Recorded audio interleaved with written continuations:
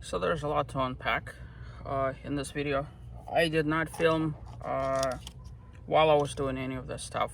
It's just easier for me to walk through everything upon completion, but there was a lot of wiring done. There was a lot of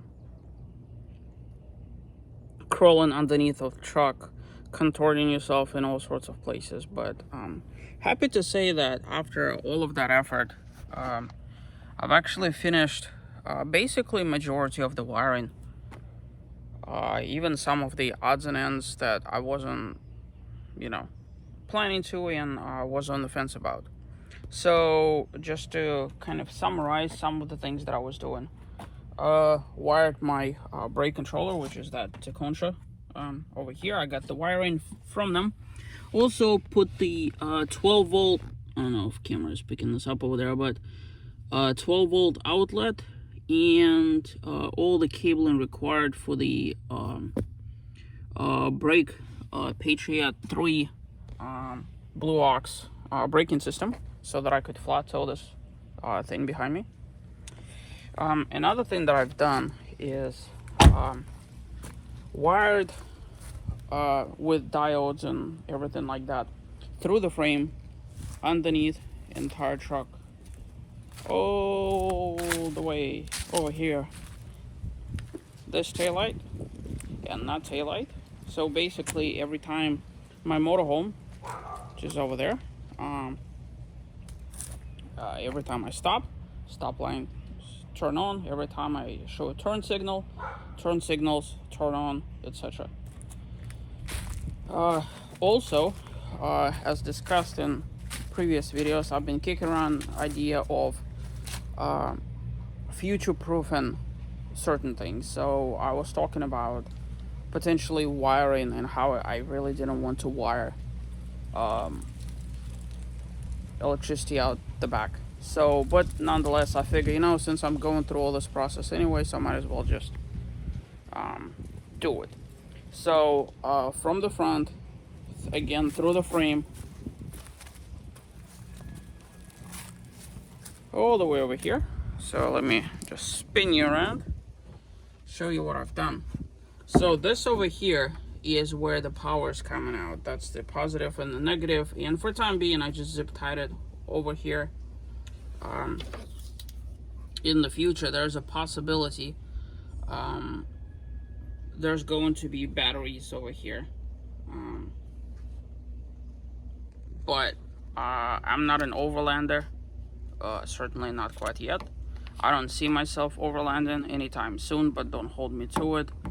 I don't mind going camping and whatnot, but having a motorhome and travel trailers before that, I like luxury,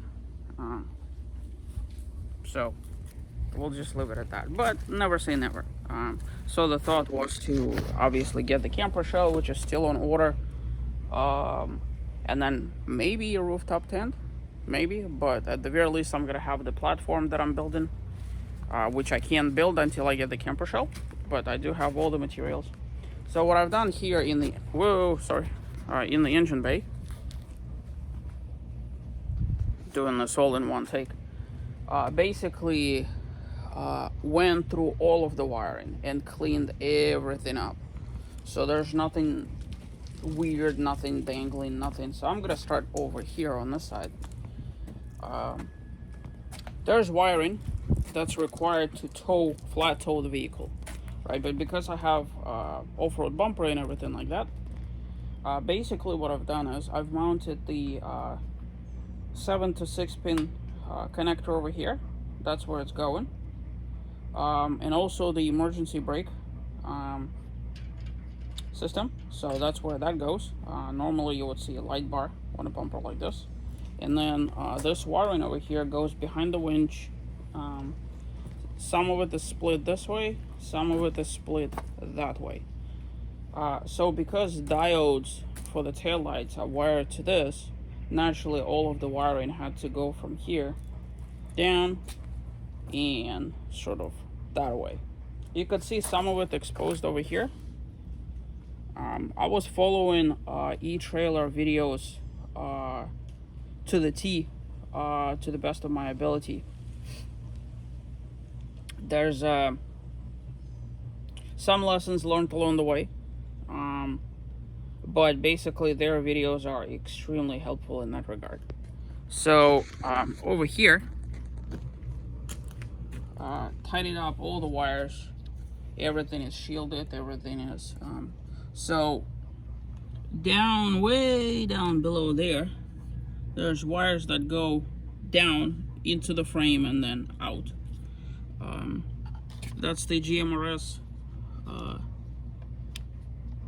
radio. And then there's a whole bunch of wires that were going that way across the engine bay. So all of that is tidied up and shielded. There's tons of things that are being powered, like the 12-volt outlet, the GMRS radio, the switches and whatever, you know, so there's quite a bit. So it was driving me insane, but my first goal was to obviously wire everything so that it would work, and secondary to that was actually to do everything nice and neat. So over here I have obviously the switch. I've cleaned up all this mess over here. It's all nice and tidy. This wiring over here, this is the charge cable with a relay and everything like that, and then the winch wires and the LED lights wiring. So all of that goes over there,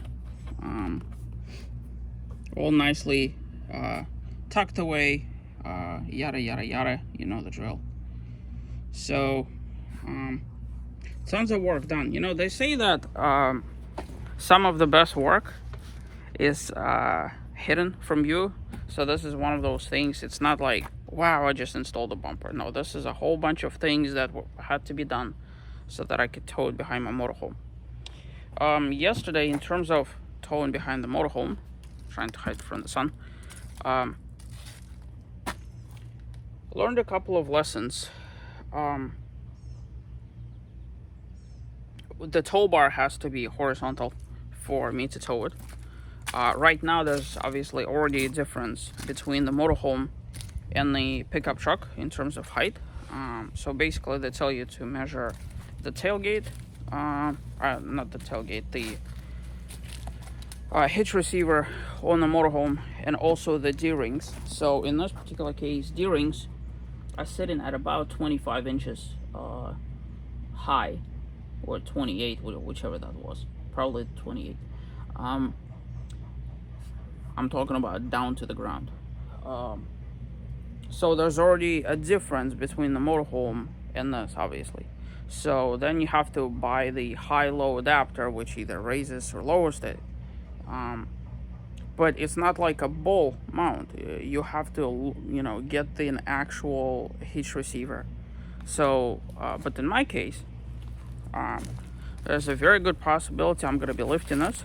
So the height of that is going to be at about, I'm thinking 30 something inches, or whichever it comes out to, like 31, 32. Normally I could get by with just putting a high-low adapter right behind the motorhome, but as you see, I have my mini split on the back of my motorhome, so I'm actually gonna have to extend this out first that way and then raise it. So all the little complexities, and I can't do that until I make my final decision on whether or not I need to buy the appropriate high-low adapter. And I'm not gonna know that until I figure out whether or not I want to raise the truck and all this stuff. If I get the proper height, which I would use for the raised high-low adapter, it would be incompatible if I don't raise the truck. So, and they're madly expensive. The cheapest one of the kind I need is like 140 bucks.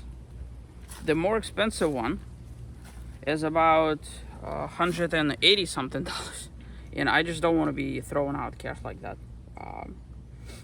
So, and that's despite the fact that I have a whole multitude of like hitch adapters and receivers, and because I've been towing things for years, so I've amassed a giant repository of things. But this is a different kind of thing that's, you know, has to be substantial, has to be capable for towing.